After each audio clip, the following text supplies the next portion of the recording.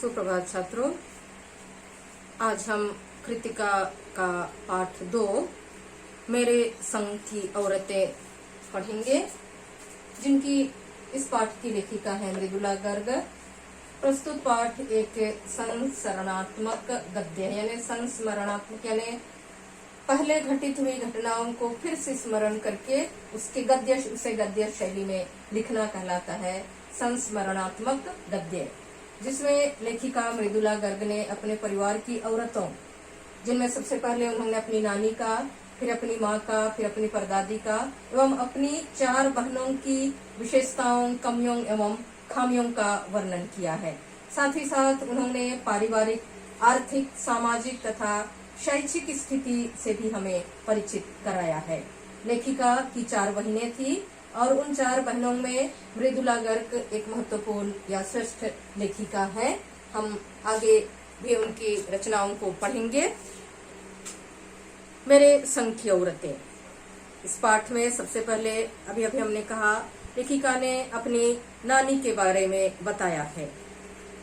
वे लिखती हैं कि उन्होंने अपनी नानी को कभी नहीं देखा, लेकिन उनकी माता के द्वारा उन्होंने अपनी नानी के विषय में जानकारी प्राप्त की थी, क्योंकि उनकी मृत्यु लेखिका की शादी के पहले ही हो गई थी। लेखिका बताती है कि उनकी नानी परंपराओं को मानने वाली, यानी हमारे देश में भिन्न भिन्न प्रकार की मान्यताएं हैं, परंपराएं हैं, रीति रिवाज हैं। उन्हीं मान्यताओं, परंपराओं, रीति रिवाजों को मानने वाली थी, बिना पढ़ी लिखी यानी अनपढ़ भी थी। साथ ही साथ पर्दा करने वाली महिला थी, यानी पर्दा करने का तात्पर्य बड़े बुजुर्गों का सम्मान करना। और उन दिनों आजादी के पहले पर्दा प्रथा प्रचलित थी, तो लेखिका की नानी ने इन सभी मान्यताओं का बखूबी से पालन किया। उनका विवाह एक पढ़े लिखे पुरुष से हुआ था, जो शादी के तुरंत बाद वकालत पढ़ने के लिए विलायत चली गए। कैम्ब्रिज विश्वविद्यालय से वकालत की डिग्री लेकर भारत जब वे वापस आए, तो उन पर अंग्रेजियों का आचार विचार, बोल व्यवहार सब कुछ उन्होंने अपना लिया था। वहां जाने के बाद वे उनमें अंग्रेजियत साफ नजर आती थी। हर तरह की परंपराओं, रीति रिवाजों, बोल व्यवहार, भाषा को उन्होंने अपने आप में सम्मिलित कर लिया था। किंतु उनकी पत्नी यानी लेखिका की नानी ने कभी भी प्रतिकार नहीं किया। उनके आचार विचार पर किसी भी प्रकार का कोई असर नहीं पड़ा। वे आजीवन अपने ढंग से जीती रहीं। उन्होंने कभी भी अपने पति के सामने अपनी इच्छा को जाहिर नहीं किया।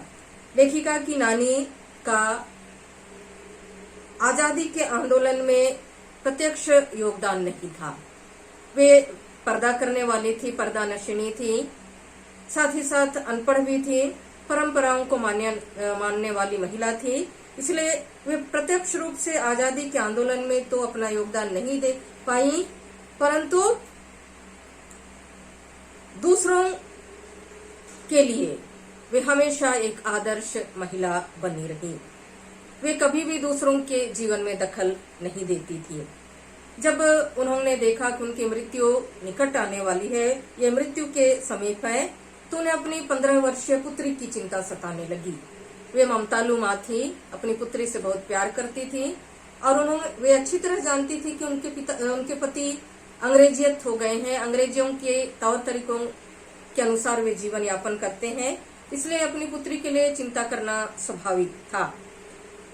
अतः पर्दे को त्याग कर, मान्यताओं का परित्याग करके, लिहाज को छोड़कर उन्होंने अपने पति से कहा कि वे उनके मित्र, स्वतंत्रता सेनानी मित्र प्यारेलाल शर्मा से मिलना चाहती हैं। और उनके सामने उन्होंने बिना संकोच की अपने मन की बात कही कि प्यारेलाल जी, मेरी पुत्री का विवाह आपके जैसा स्वतंत्रता सेनानी, स्वतंत्रता से प्रेम करने वाले, आजादी के लिए लड़ने वाले स्वतंत्रता सेनानी से होनी चाहिए।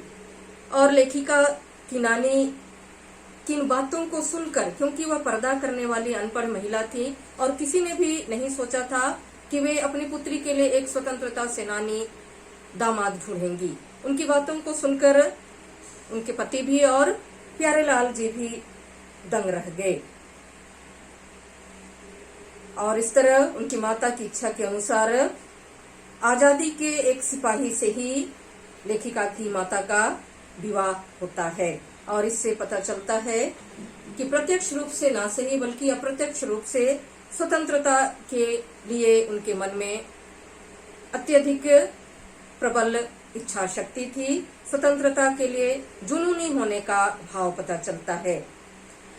और अपनी पुत्री का विवाह उन्होंने शर्मा जी जैसे आजादी के सिपाही से ही अपनी बेटी का विवाह करवाया। और इस तरह लेखिका की नानी परोक्ष रूप से आजादी के आंदोलन से आजीवन जुड़ी रही। उनकी इच्छा अनुसार लेखिका की मां का विवाह आजादी के आंदोलन में भाग लेने वाले होनहार लड़के से हुई, जिन्होंने प्रशासनिक विभाग में नौकरी करने के लिए परीक्षा भी उत्तीर्ण कर लिया था, किंतु आजादी के आंदोलन में सम्मिलित होने के कारण उन्हें उन दिनों उस क्षेत्र में कार्य करने का सुअवसर प्राप्त नहीं हुआ। और आजादी के आंदोलन से जुड़े लड़के से विवाह करने के कारण लेखिका की मां को आजीवन सादगी भरा जीवन यापन करना पड़ा, सरलता का सादगी का जीवन यापन करना पड़ा। लेखिका लिखती हैं कि उनकी मां अत्यंत सुंदर थी, गोरी थी और दुबली पतली महिला थी।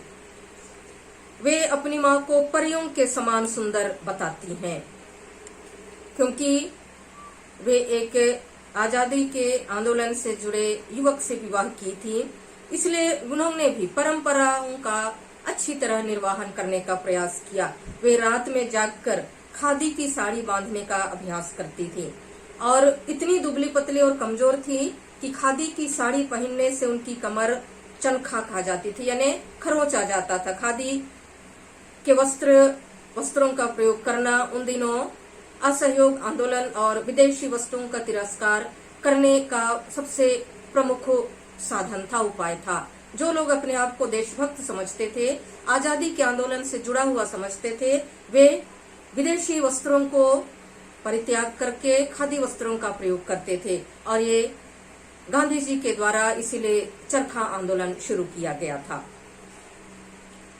उनकी रुचि घरेलू कामकाजों में भी नहीं थी, क्योंकि साहबी खानदान से आती थी। साहबों जैसा ठाठ बाट का जीवन यापन उन्होंने अपने माता पिता के घर में प्राप्त किया था, इसलिए परिवार की जिम्मेदारियां निभाना उन्हें नहीं आता। परिवार संभालना, बच्चों की देखभाल करने की जिम्मेदारी उनके परिवार के सदस्यों की थी। खानदानी रूप से साहबी खानदान का होने के कारण तथा कमजोर शरीर होने के कारण भी उनसे परिवार के सदस्य किसी भी प्रकार का घरेलू कामकाज करवाना उचित नहीं समझते थे। इसलिए वे क्या करती, अपने कमरे में ही किताबें पढ़ती थी, साहित्य चर्चा करती और संगीत सुनती रहती थी। लेखिका की मां ने आजीवन खादी की साड़ी पहनी और गांधी जी के सिद्धांतों का भी पालन किया। और इस तरह भले ही उनके पिता अंग्रेजियत यानी अंग्रेजी आचार विचार वाले, अंग्रेजों के जैसे आचार विचार वाले थे, लेकिन माता के द्वारा दी गई शिक्षा का उन्होंने आजीवन पालन किया, गांधी जी के द्वारा दिए गए सिद्धांतों का पालन किया। लेखिका अपनी माता की कई विशेषताओं का, कई चारित्रिक गुणों का भी उल्लेख करती है और लेखिका अपने इन्हीं गुणों के कारण अपने परिवार में और अन्य लोगों के समक्ष भी लोकप्रिय बनी रही। उनमें ईमानदारी कूट कूट कर भरी हुई थी, निष्पक्षता, वे किसी के साथ भी पक्षपात नहीं करती और किसी के द्वारा कही गई बातों को गोपनीय रूप से रखना उनके चरित्र का सबसे बड़ा हिस्सा या अंग है। वे दूसरों के द्वारा कही गई बातों को किसी के समक्ष प्रकट नहीं करती थी। वे सत्यनिष्ठ थी, सत्यवादिता थी और आजादी के लिए संघर्ष करने की भावना भी उनमें कूट कूट कर भरी हुई थी। वे दूसरों की गोपनीय बात को गोपनीय ही रहने देती थी, हमेशा सत्य बोलती थी और न केवल यही विशेषताएं बल्कि उनमें समाज सेवा, त्याग एवं लोक कल्याण यानी लोगों की भलाई करने की भी भावना विद्यमान थी। और अपने इन्हीं गुणों के कारण वे अपने परिवार वालों में या परिवार के सदस्यों के बीच हमेशा आदर का पात्र रही और न केवल परिवार वालों के लिए आदर की पात्र रही, बल्कि बाहर वाले भी उनके इन्हीं गुणों से उनकी तरफ अनायास ही प्रभावित हो जाते थे, उनसे प्रभावित होते थे, उनसे आकर्षित होते थे। तो ये तो पहला भाग है। लेखिका ने अपनी नानी का और अपनी माता के भिन्न भिन्न गुणों का पहले भाग में परिचय कराया है।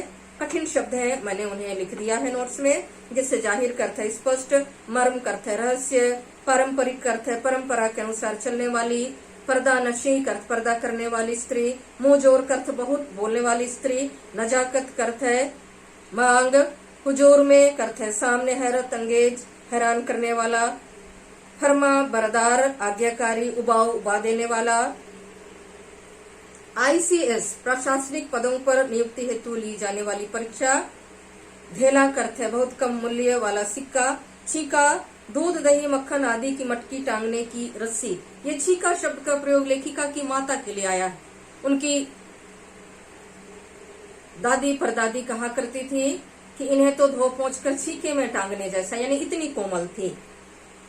गनीमत अर्थ है कुशल, अभिभूत, प्रभावित, सिफारिश, पारंपरिक नियमों से हटकर काम करने वाला।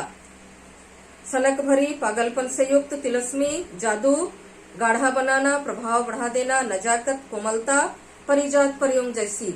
पत्थर की लकीर, अटल, ममतालु, ममतामयी, परवरिश, पालन पोषण करने वाली।